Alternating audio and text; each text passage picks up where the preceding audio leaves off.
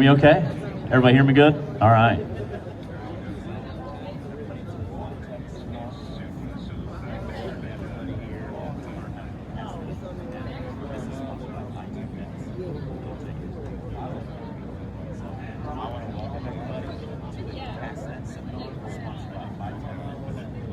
I want to welcome everybody to the Cinemar, sponsored by 5 Tech Nets. Okay, yeah, welcome. Hopefully everybody's having a great time. This has been an awesome event. We've kind of changed some things up with Richard James. We thought on the stage would be a little bit better presentation. I've seen some of you throw some cast nets.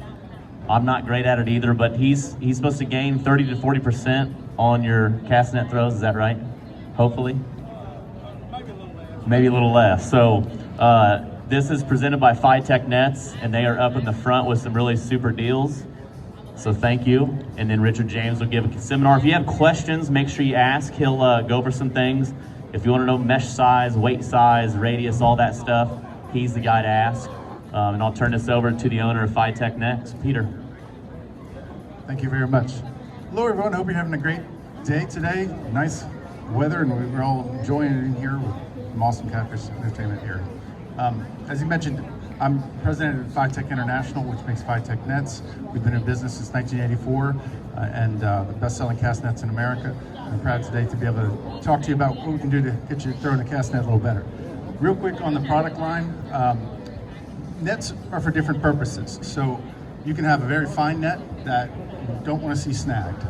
But it's a great time to also have an inexpensive net that you're okay if it gets snagged. You don't want to pry over that $300 net, get damaged. So we have a broad product line from our Signature Series, which is kind of our finest one with a great warranty, which has, if at any point for a lifetime it's been damaged, you can get it for half the internet site price. You can get it replaced for that price. So it's a really nice value add for you there. We also have the Easy Throw, which is the very beginning of the product line. It has a frisbee-like area in the middle that makes it a one-hand throw. So it's something from the beginner all the way down to the expert. And we have tape nets as well. A lot of talk around the industry about tape nets right now. It's a great way to be able to get more coverage when it goes down to the bottom of the ground on your net. So all throughout the product line for over 40 years now, and we have a lot of great ambassadors that work with this one, which is Richard James here. He's been with us for a number of years, and he's an expert at throwing the nets. And I'm going to hand you over to him so he can show you how to throw a better net. Here we go, Richard. Thank you. All right, guys. My name is Richard James. I've been a pro staff ambassador for 5 Tech here from the Southeast. I work full-time National Fire Department. Been a guide for 25 years on Percy Priest, 11-time Angler of the Year. One of the things I can tell you that the difference between a regular net and a good net is catching the bait quickly as possible, catching quality bait. And anybody will tell you that more lively, friskier bait is better than stale, dead bait, which a lot of you catfishermen, I mean, y'all are not fishing with pretty much live bait. Y'all are mainly cutting it up anyway, but I'm a striper hybrid fisherman primarily. So my thing is catching the bait and having the bait in good shape throughout the entire trip. And having a good net depends on really what kind of net that you buy. Depends on what kind of situation that you're catching bait in. Are you catching it in a reservoir? Are you catching it on the river? I mean, I'm here to answer questions to see what kind of problems you're having. I was talking to a gentleman earlier. He said he was primarily catching bait in swift water. Well, generally on the river, we don't catch bait in swift water. We always hit the pockets and the creeks. That's generally where your shad runs to get out of the current.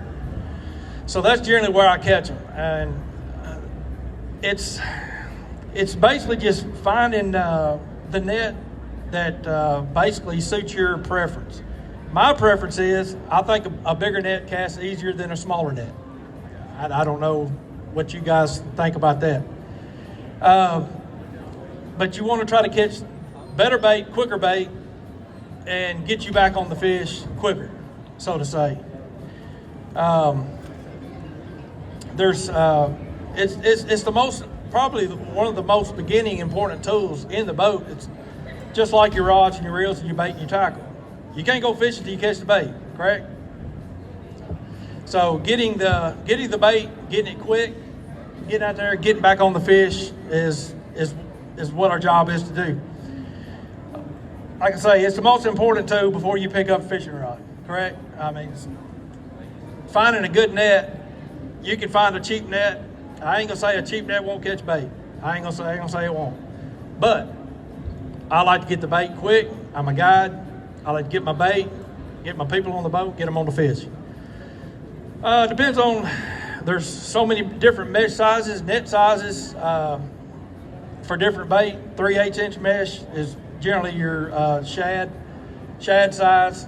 Unless you're getting into a bunch of thread fins. You get in a bunch of thread fins, you've got a mess. You got them all gilled up in the net, and it's a mess.